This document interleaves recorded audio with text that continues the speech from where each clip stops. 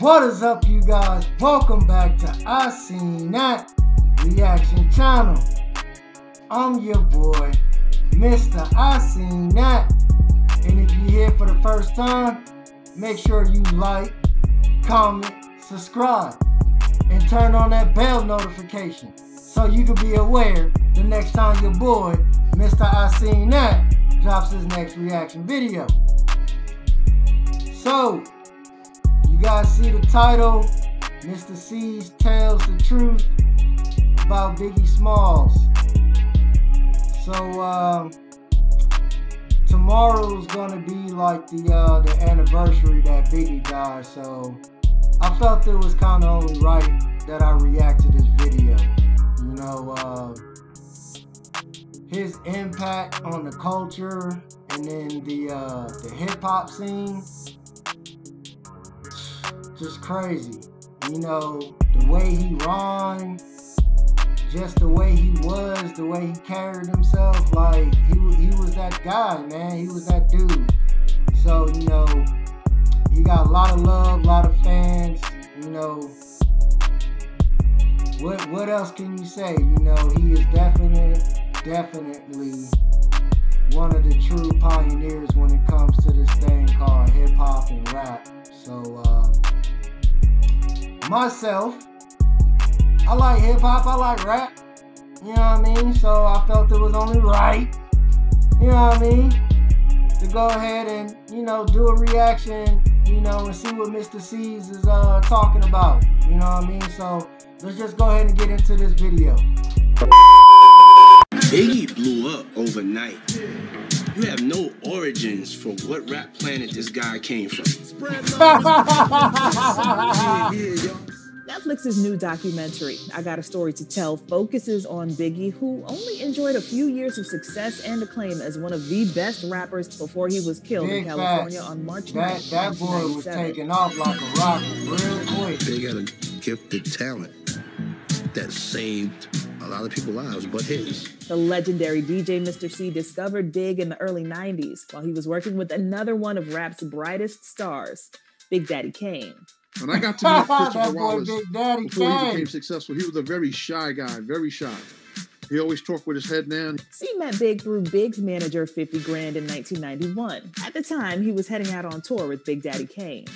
The night that I came home from the tour, I didn't even unpack all my luggage yet. That night, 50 Grand was in front of my house with the demo and wanted me to hear it. Even though Biggie never sounded like Big Daddy Kane, to hear him rhyme to the same beat that me and Kane used for Ain't No Half Stepping. Hey, that's that joint. It just showed me back then that he was a student of the game. It was just somebody that respected people that came, the other rappers that came, the other greats that came before him, like a Big Daddy Kane. I like the life I live, 'cause I went from negative to positive. That line from 1994's Juicy summed up how Biggie was able to flip stories of his past. Well, that was just a common thing. Like a lot of cats That from man was a Bed-Stuy, good Brooklyn, storyteller too. different, you know, urban parts of New York City, was heavily into selling drugs or whatever the case is. It was common. He actually let you know in his lyrics that, you know, this is what I used to do, but this is what I'm doing now. And if you could turn a negative into a positive, by all means, go for it. Yeah, young Big. So when he stopped selling drugs and he started making records and getting with women, that's what he started talking about. Making records, getting with women, getting bottles, and you know, riding fancy cars. Yeah, he getting the girlies. You don't understand, man. Having to sell drugs on the corner to this. Yeah, He started man, talking that about what he boy was actually blew living up, through. man. I Got a Story to Tell is a Nice real success. true story. That is a real true story about him and some Knick player that he had an encounter with a Knick player and some girl. That's a true story. So, you know, Big, you know, his vision of what he talked about was like basically his real life. It's the one and only Biggie Smalls doing his thing in the rap world. That's right, baby. In only 3 years, from 1994 to 1997, Yeah, that's right, baby. Big made an indelible impact, not only on hip-hop and rap, but other pop and mainstream genres. Los Angeles police are investigating the shooting death of rapper Notorious B.I.G., also known as Biggie Smalls. He was gunned down early today. Fred Bugs He's known as Bugsy in the New York radio world. He's a legendary New York radio air personality. He called me in the middle of the night, and he was like, you know, see, I'm hearing something about Big. I hear that Big got shot in L.A. Woke me up out of my sleep, and I'm like, man, don't believe that. And out of nowhere, as I'm tossing and turning in my bed, I just looked up, and I can see Biggie's face looking at me through the daylight. And it wasn't no mirage or nothing. What it was Biggie's plaque. And that kind of just alerted me to just get up out the bed and just be like, you know, let me just really find out what's going on. Yeah.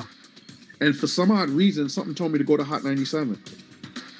I was on the air at Hot 97 at the time. So I took a cab and went to Hot 97. And I never forget, Brooklyn was quiet. I have never seen Brooklyn that quiet ever. It was just desolate. Going through Brooklyn and getting ready to go over the Manhattan Bridge to get to Hot 97. And then when I got to Hot 97, then the reality set in where, you know, the finality set in with me learning the news that he passed away. We was all crying, but we decided to just go on the air. Myself, Angie Martinez, and Lisa Evans, we were on the air and just took callers from the listeners that whole morning. And then celebrities started calling in, like Busta Rhymes and Swiss Beats.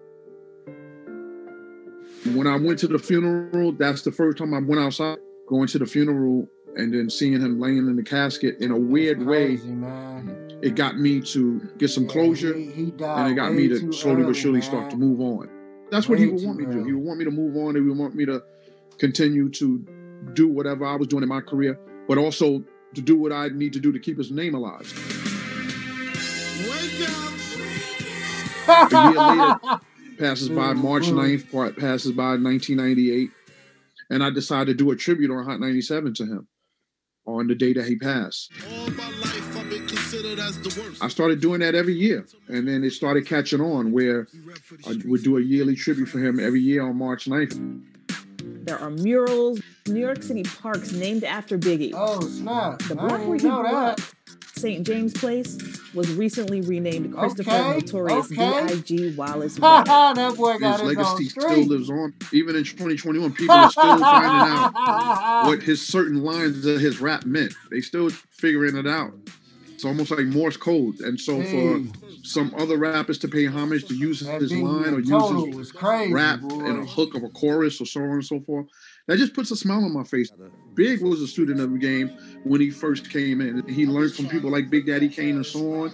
So when you see some of the new rappers being influenced by Big, it's the circle of life. It's them being influenced by Big and them, you know, acknowledging greatness. The saga continues. Biggie's children, Tiana and Chris Jr. or CJ, were too tiny to firsthand recall just how large their dad's impact actually was.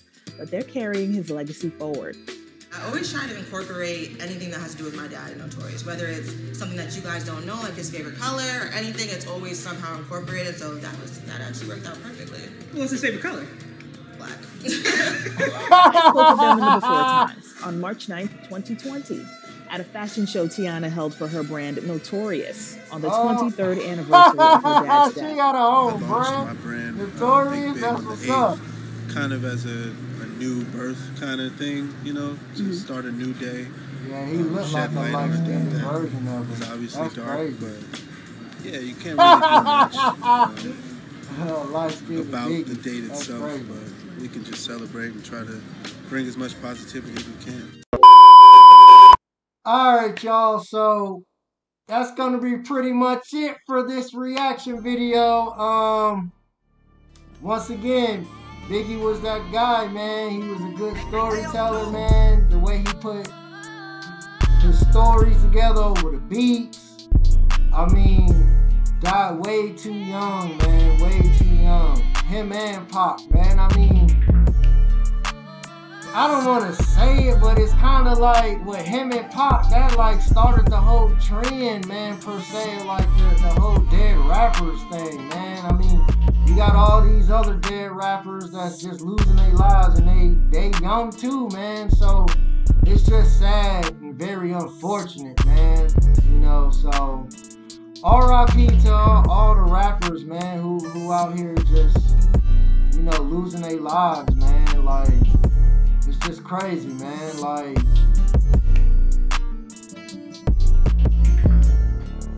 Last time I checked, they just wanted to make music, you know, but you making certain type of music, so, and that's the thing. The rap is definitely has changed. Like, it's not what it was back in the day. I mean, I understand things gotta, you know, evolve.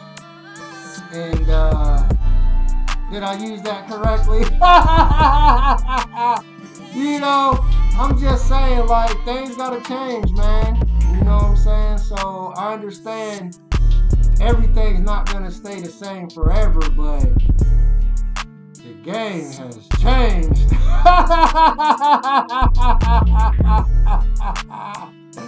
Hey, man. But R.I.P. Biggie. Tomorrow's his anniversary, so once again, I thought I'd just react to Mr. C's, you know, chopping it up, telling his side. So, if you here for the first time, make sure you like, comment, and subscribe, and turn on that bell notification so you can be aware the next time your boy, Mr. I Seen That, drops his next reaction video.